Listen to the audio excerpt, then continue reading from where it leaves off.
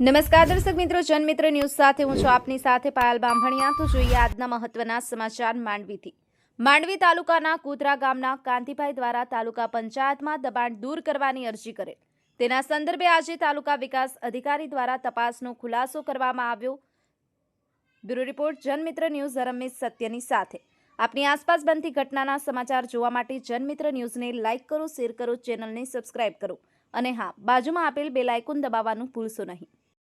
નમસ્કાર સાહેબ, કાંતિભાઈ સરસિયાએ જે અરજી કરી છે એના સંદર્ભમાં કાંતિલાલ વેલજીભાઈ સરસિયાની અરજી અત્રે દબાણાર્થે ઉપસ્થિત થયેલી છે,